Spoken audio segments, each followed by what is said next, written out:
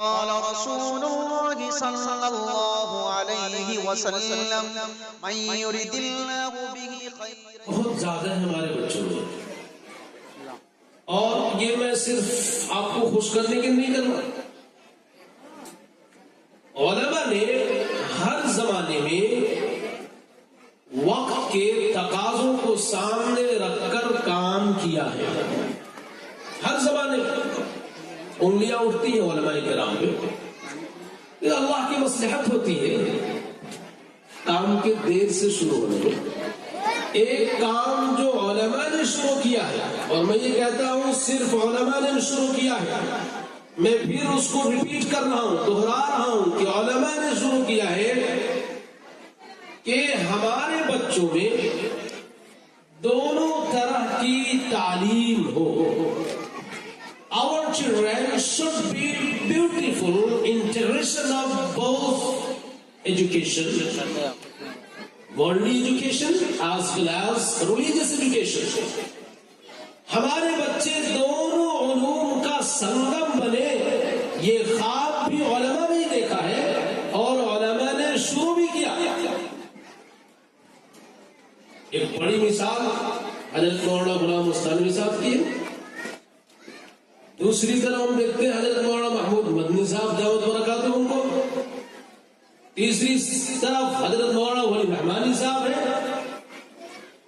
ہمارے بچوں میں جو ان بلٹ کوالٹی ہے ان کو وہ آؤٹ کر رہے ہیں، ان کو سامنے لا رہے ہیں. اور رحمانی خطی کا تو بہت نام سنا آپ نے. ایسے اسکول جو علماء نے قائم کر دیے ہیں جہاں پہ صبح کو حفظ کی تعلیم ہوتی ہے، اور اسی گراؤنڈ میں ان سیم پریمیسز اسی کیمپس میں کیمبرج بورڈ کا اسکول چل رہا ہے، ٹوٹل انگلش میڈیم اسکول. یہ علماء کر رہے ہیں.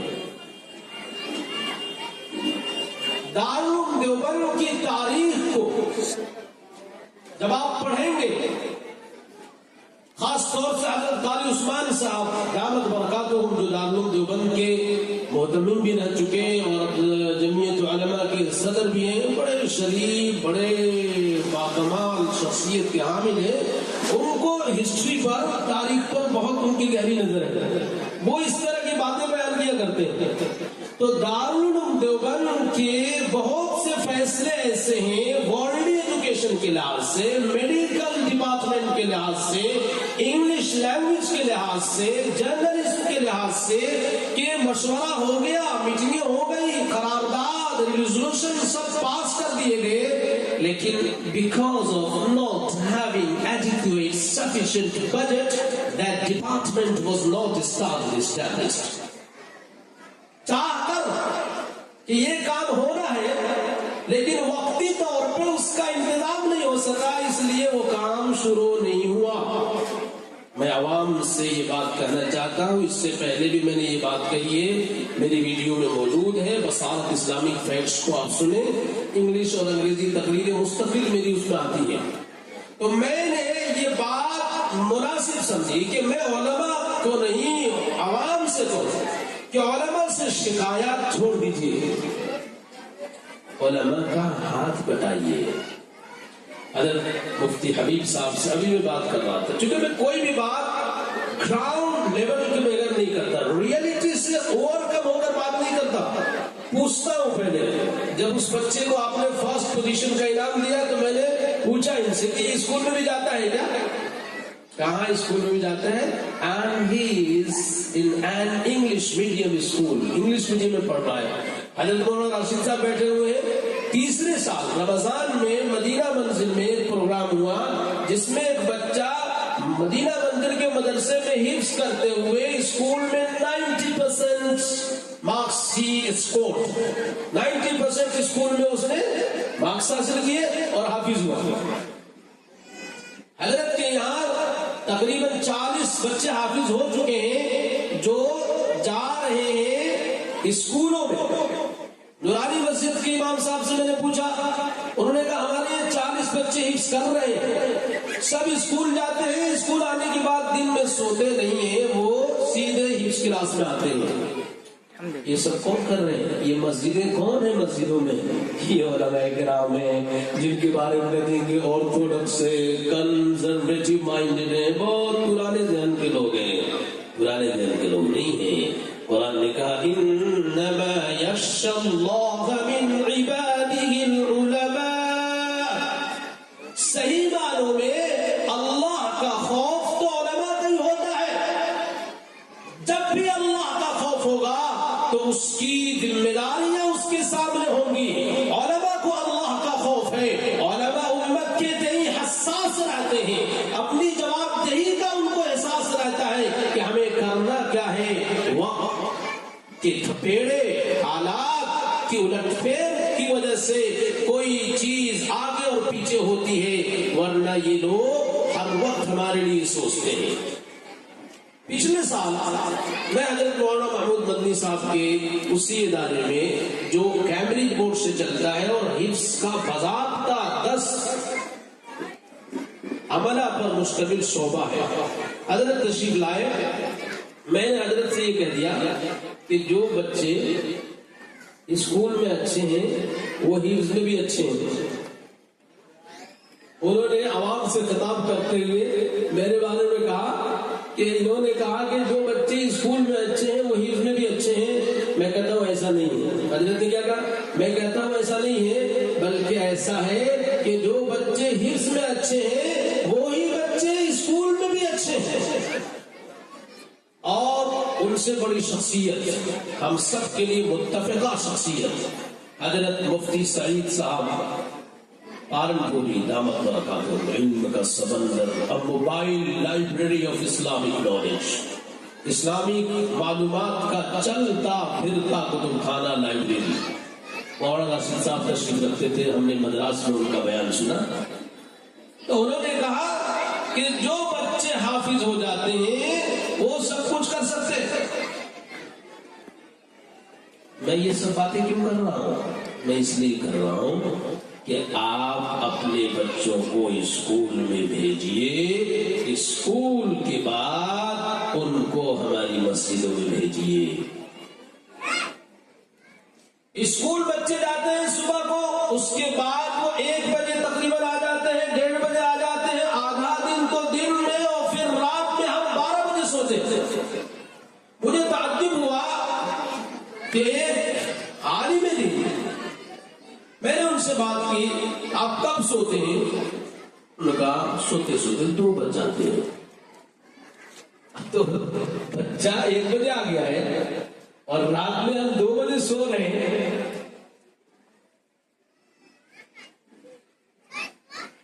اب ان گھنٹوں کو آپ جوڑیے کہ کتنے گھنٹے ضائع ہو رہے ہیں۔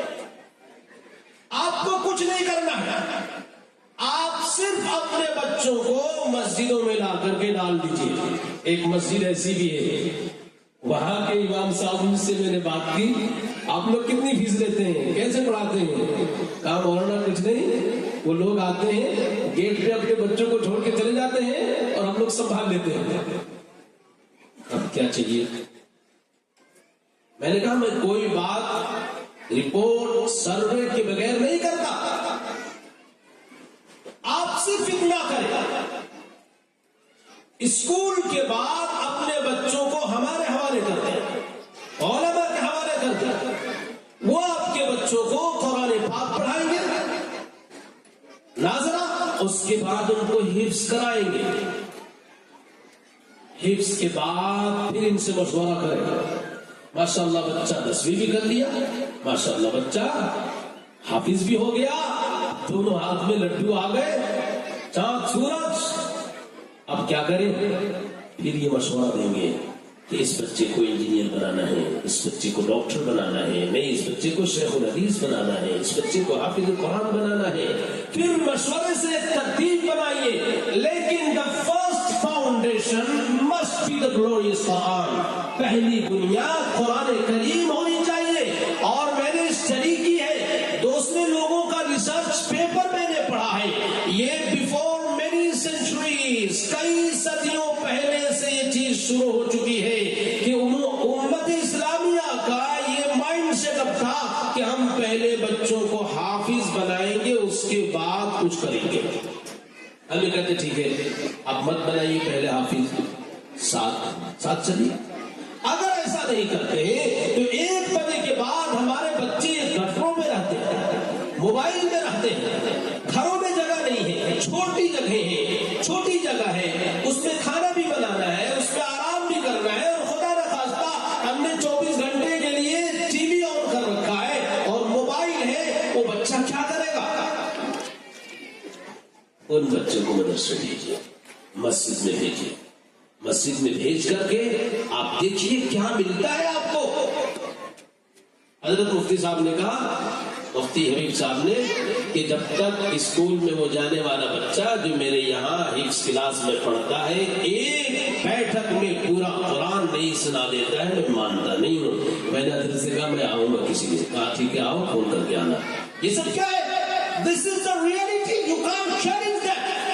یہ حقیقت ہے، آپ اس کو چیلنج نہیں کر سکتے. علماء سے کیا چاہتے ہیں آپ؟ حافظ بننا کوئی معمولی کام ہے. وَلَقَدْ صَرَّفْنَا فِي هَذَا الْقُرْآنِ لِلنَّاسِ مِنْ كُلِّ مَثَلٍ. یہ تھوڑی سی ترتیب بدل کر 15ویں پارے میں آیت 2 مرتبہ آئی ہے اور 19ویں پارے کے پہلے پاؤں میں 1 مرتبہ آئی ہے. اور دوسری جگہ قرآن نے کہا کہ میں نے اس کے اندر ساری چیزوں کو بیان کر دیا ہے. فِيهِ تِبْيَانٌ لِكُلِّ شَيْءٍ، اور کہیں پہ تفصیل کل شیء ہے. قرآن کریم میں نے جو سائنس کی اسٹڈی کی ہے اور آج بھی کر رہا ہوں، باضابطہ سلیبس بک سائنس کی میں پڑھتا ہوں. قرآن کریم اللہ اکبر اللہ اکبر کیا ہے؟ پوری دنیا کے جتنے every sort of education, every sort of scientific research, whatever a world can discover, there is a clue for that in the glorious Quran. دنیا سائنس کے نام پر جتنی چیزوں کی دریافت کر سکتی ہے، سب کے لیے ایک کلو، ایک سراغ، ایک اشارہ قرآن کریم میں موجود ہے. ہمارا بچہ سب سے پہلے حافظ ہو جائے. انگلش میڈیم میں پڑھ رہا ہے، انگلش میڈیم میں پڑھے، وہ حافظ ہوا، مسجد میں وہ حافظ ہو گیا، ادھر تسبیح کر رہا ہے. جب ہمارے علماء کی نگرانی میں وہ ہوگا تو اب حفظ کے بعد ہمارے علماء اس کو قرآن کریم کا علم دیں گے، قرآن کریم کا معنی، ترجمہ، تفسیر پڑھائیں گے. اب یہ ڈاکٹر صاحب حافظ صاحب، سائنٹسٹ حافظ، اکانومسٹ حافظ، لائر حافظ. اور جتنے لائر ہوتے ہیں، لائر ہی پریکٹس کرتے کرتے کرتے کرتے جج بن جاتے ہیں. اور دیکھو لائر جو ہوتے ہیں وہ پریکٹس کرتے کرتے پرفارمنس کی بنیاد پر کیا بنتے ہیں؟ جج بنتے ہیں. اگر ہم دین اور دنیا دونوں کو ساتھ لے کر چلیں گے، علماء کی نگرانی میں چلیں گے، تو آپ جو گھروں میں جن مسائل سے جھوج رہے ہیں، ہر وقت تو میں ہر وقت لے دے، اس لیے کہ ہمارے پاس خاص طور سے بڑے شہروں میں، اور بڑے شہروں میں جو اس طرح کی جگہیں، اتنی کم جگہ ہے، اس میں کھانا بنتا ہے، کھانے کا گیس نکلتا ہے، کسی کو سونے کا تقاضا ہے، فون آ رہا ہے، بچہ پڑھے گا کہاں پڑھے گا؟ میں اس سے آگے درخواست کر رہا ہوں، ہمارے ذمہ داران بیٹھے ہیں، اور یہ میری رائے نہیں ہے. آج سے تقریباً 9 یا 8 سالوں پہلے میں نے حضرت مولانا طلحہ صاحب رحمت برکاتہم، جو حضرت مولانا حضرت صاحب کے بھائی ہے، تعارف کی محتاج کوئی، انہوں نے یہ مشورہ دیا کہ ہمارے بچے جب پڑھ کر آتے ہیں تو یہاں تک کہ ان کی ٹیوشن کلاسز کا بھی انتظام مسجدوں کے احاطے میں علماء کی نگرانی میں ہو. کیا فائدہ ہوگا آپ کو؟ سارے علماء کر رہے ہیں، کیا ملے گا؟ یہ بہت کچھ ملے گا، بہت کچھ ملے گا. آج میں آ رہا تھا، ساتھی میرے بیٹھے،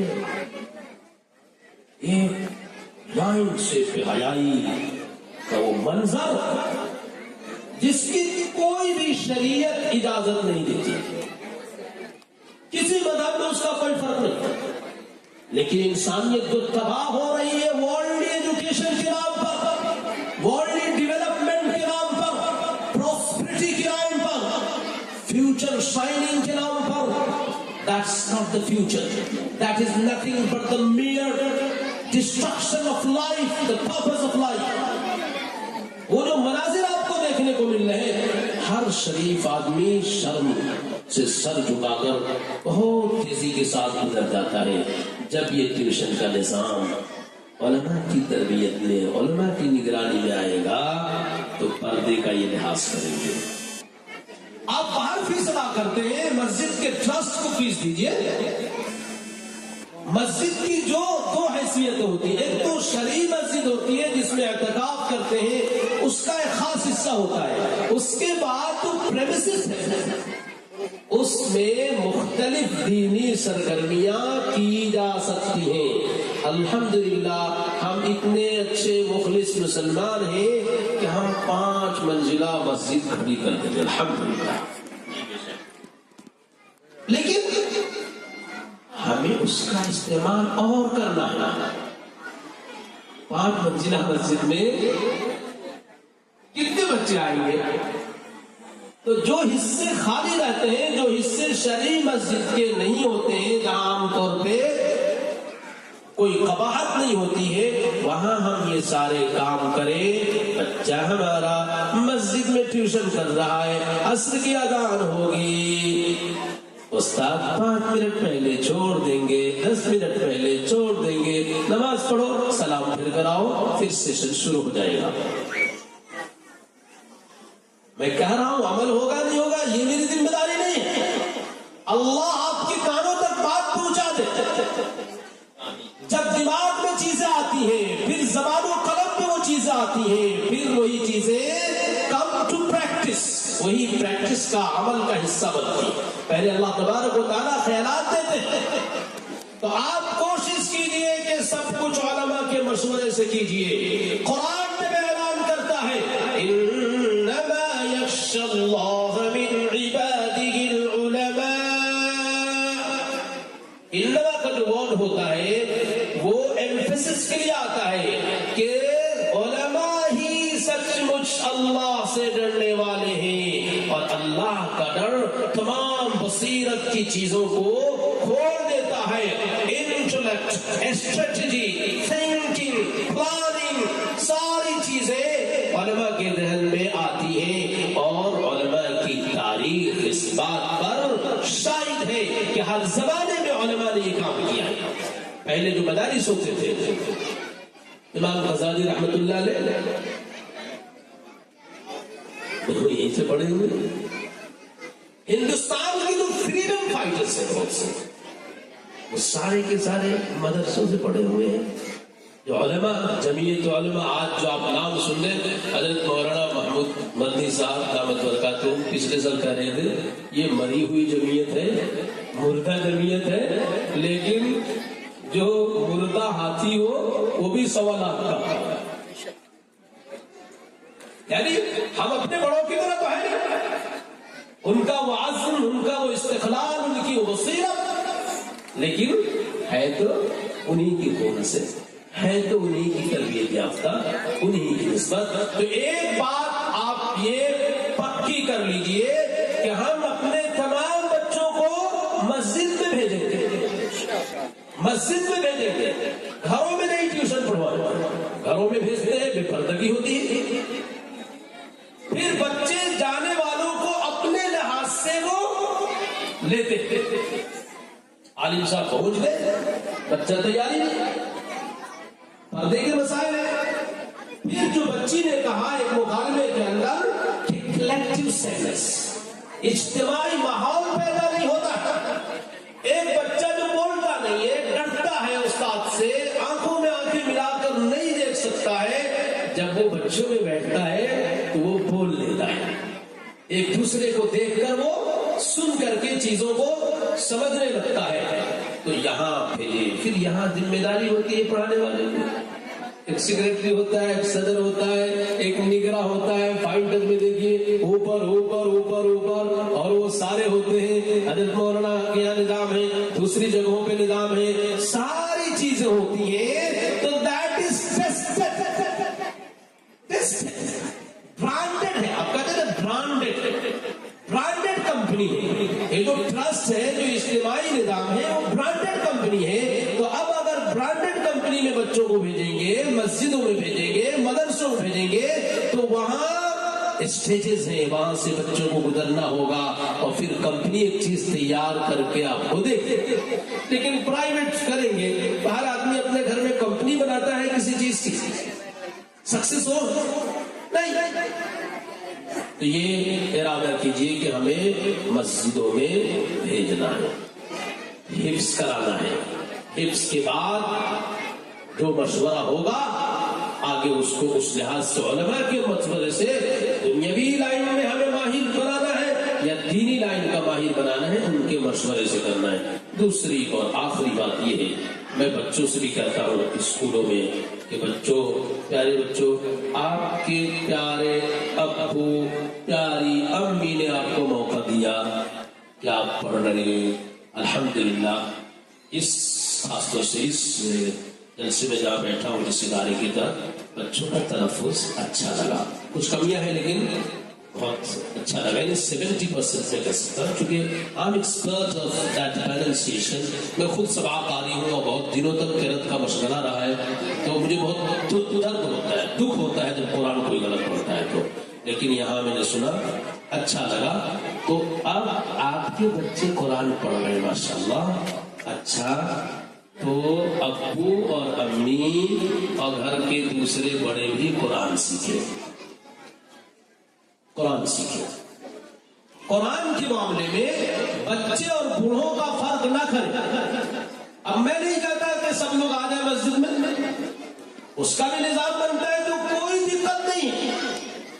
سسٹم ہونا چاہیے، بد نظری نہیں ہونی چاہیے، دین کی راہ پر بے دینی نہیں پیدا ہونی چاہیے، سائیڈ ایفیکٹ نہیں ہونا چاہیے. لیکن ہم یہ کر سکتے ہیں کہ جو بچے پڑھ کر گئے، بیٹا کیا پڑھا آپ نے آج کیا پڑھا؟ امام صاحب نے قو نکلوایا، اعوذ باللہ من الشیطان الرجیم. امی میں تو قو پڑھتا ہوں، امی آپ پڑھیے. بیٹا میرا ایسا نہیں ہے. کوئی بات نہیں بیٹا، تم پڑھاؤ، میں پڑھتی ہوں. تو گھر بیٹھے یہاں جو آپ نے قربانی دی ہے، مسجد کو آباد کیا ہے، اب اس کا فیض گھر میں آپ کو اس ناحیے سے بھی پہنچ رہا ہے. تو سب لوگ یہ ارادہ کریں کہ مجھے بھی قرآن سیکھنا ہے. ہم لوگوں نے آج سے 30 سالوں پہلے، 40 سالوں پہلے، 25 سالوں پہلے قرآن سیکھا ہے. اللہ کا نظام ہے، اس وقت کچھ اور ترتیب تھی، وہ قرأت کا دور نہیں تھا، اتنے متخصصین نہیں تھے. اب اللہ نے آسانیاں ہر چیز میں دے دی ہیں. تو اب ہم اس کا فائدہ اٹھائیں کہ بچے اب نئے قرآن سے قرآن سیکھ رہے ہیں، تو ہم بھی از سر نو اپنے قرآن کو صحیح کریں. ایسا نہ